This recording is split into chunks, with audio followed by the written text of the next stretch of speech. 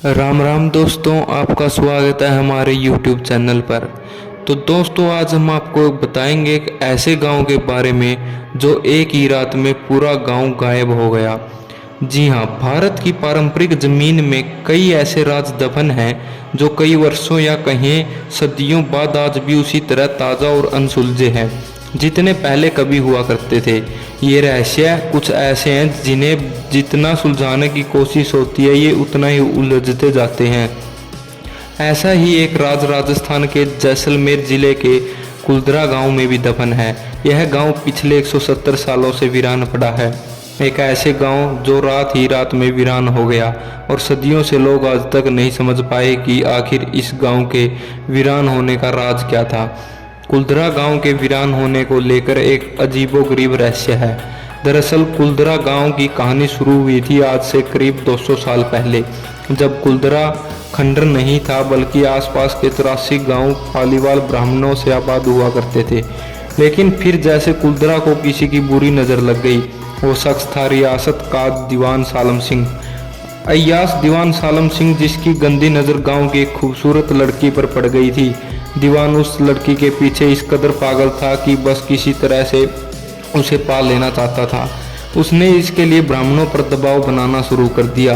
हद तो तब हो गई कि जब सत्ता के मद में चूर उस दीवान ने लड़की के घर संदेश भिजवाया कि यदि अगले पूर्णमासी तक उसे लड़की नहीं मिली तो वह गांव पर हमला करके लड़की को उठा ले जाएगा। दीवान और गांव वालों की ये लड़ाई अब एक कुंवारी लड़की के सम्मान की भी थी और गांव के आत्म सम्मान की भी। गांव की चौपाल पर पालीवाल ब्राह्मणों की बैठक हुई और 5000 से ज़्यादा परिवारों ने अपने सम्मान के लिए रियासत छोड़ने का फैसला ले लिया।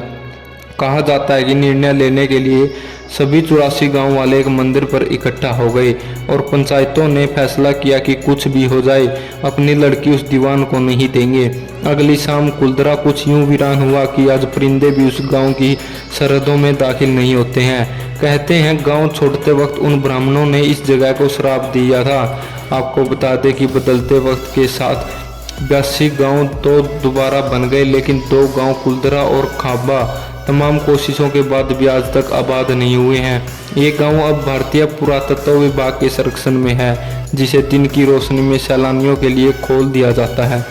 कहा जाता है कि यह गांव रूहानी ताकतों के कब्जे में है।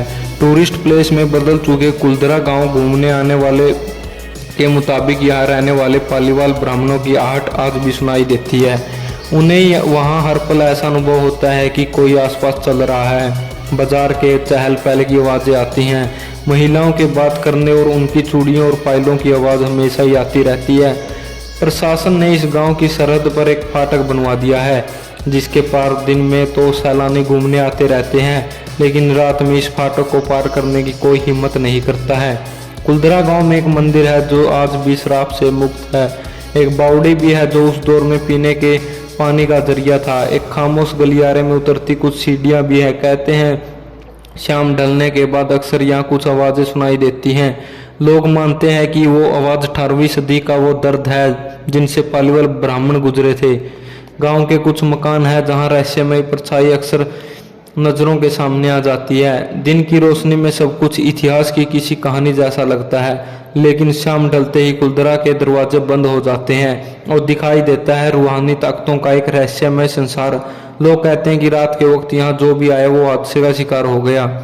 मई 2013 में दिल्ली से भूत प्रेत व आत्माओं पर रिसर्च करने वाली पैरानॉर्मल सोसाइटी की टीम ने कुलधरा गांव में रात बिताई।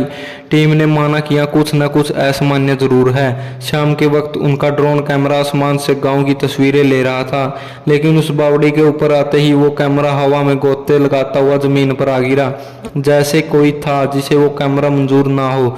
ये सच है कि कुलधरा से हजारों परिवारों का पलायन हुआ। ये भी सच है कि कुलधरा में आज भी राजस्थानी संस्कृति की झलक मिलती है। पैरानॉर्मल सोसाइटी के उपाध्यक्ष अंशुल शर्मा ने बताया था कि हमारे पास एक डिवाइस है जिसका नाम गोस्ट बॉक्स है। इसके माध्यम से हम ऐसी जगहों पर रहने वाली आत्माओं से सवाल पूछते हैं।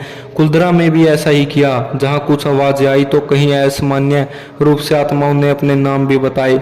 4 मई 2013 की रात्रि में जो टीम कुलधरा गई थी उनकी गाड़ियों पर बच्चों के हाथ के निशान मिले। टीम के सदस्य जब कुलधरा गांव में घूमकर वापस लौटे तो उनकी गाड़ियों के कांच पर बच्चों के पंजे के निशान भी दिखाई दिए।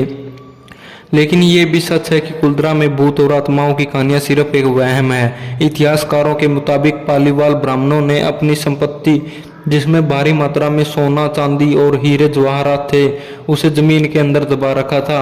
यही वजह है कि जो कोई भी यहाँ आता है वो हर जगह खुदाई करने लग जाता है, इस उम्मीद से कि ताकि वो जो सोना दफनाया गया है वो उसे मिल सके। तो दोस्तों, आपको ये वीडियो कैसी लगी? अगर वीडियो अच्छी लगी हो तो वीडियो को लाइक करें और हमारे चैनल को सब्सक्राइब करें। जल्द ही मिलेंगे एक और रहस्यमयी कहानी के साथ।